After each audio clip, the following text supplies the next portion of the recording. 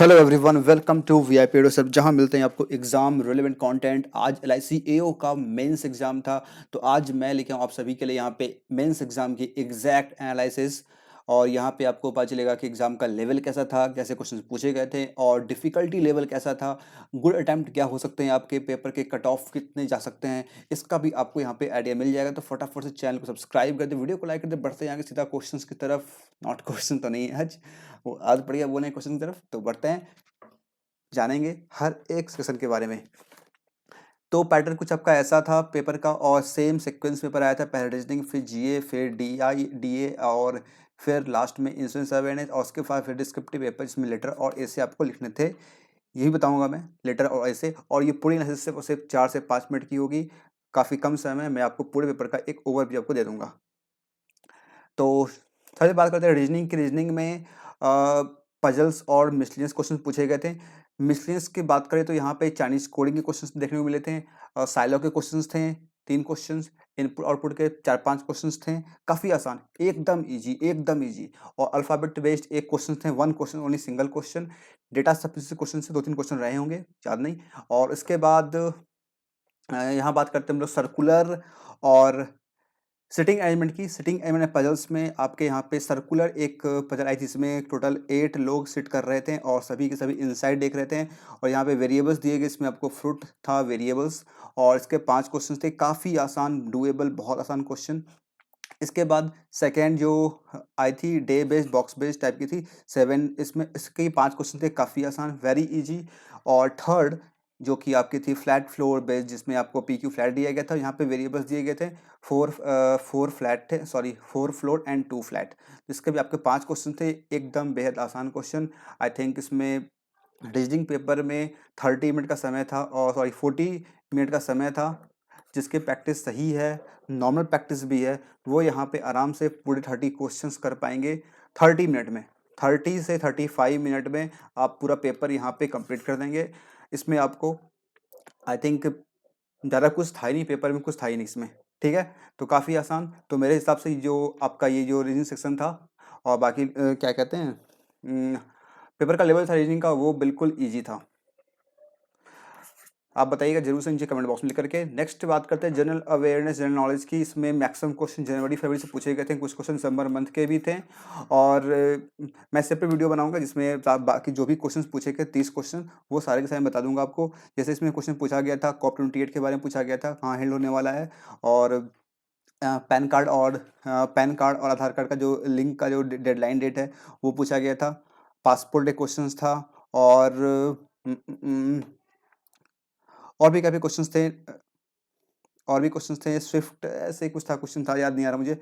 बहुत सारे क्वेश्चंस थे इसमें, और इसके लिए मैं सेपरेट वीडियो बना दूंगा जहां से आप उसको देख पाएंगे। और इसके बाद बात करते हैं नेक्स्ट सेक्शन जो कि है डेटा एनालिसिस इंटरप्रिटेशन।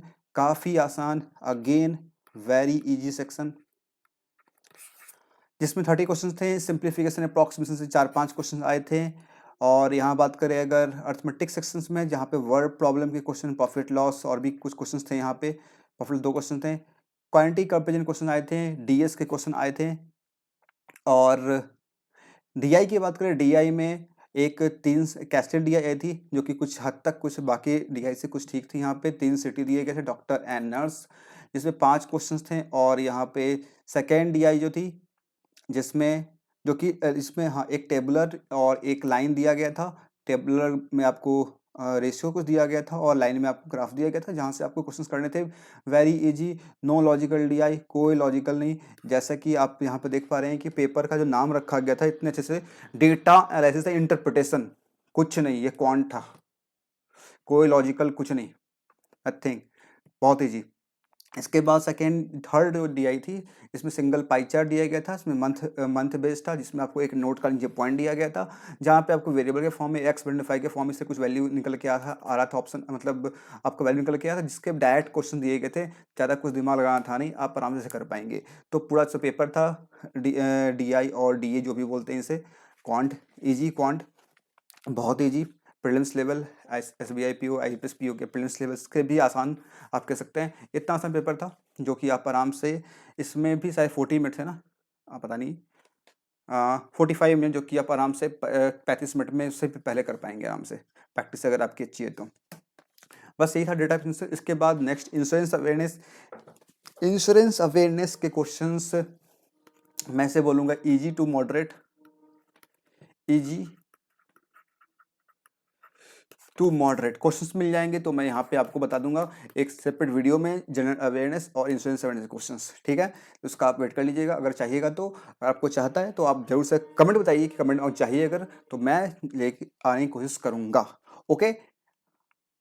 इसके बाद नेक्स्ट सेक्शन इंग्लिश डिस्क्रिप्टिव, जिसमें लेटर ऐसे पूछा गया था, जैसे कि मैंने बताया था एक दिन पहले, 2 दिन पहले, आपको याद होगा मैंने पर लिख के दिखाया था कैसे लेटर लिखते हैं, कैसे को पूछ जाएंगे और आपको किस तरीके से लिखना है, जिससे आप अब बस आपको क्वालिफाई करना है, 10 नंबर लाने हैं, वो आप आराम से ला पाएंगे।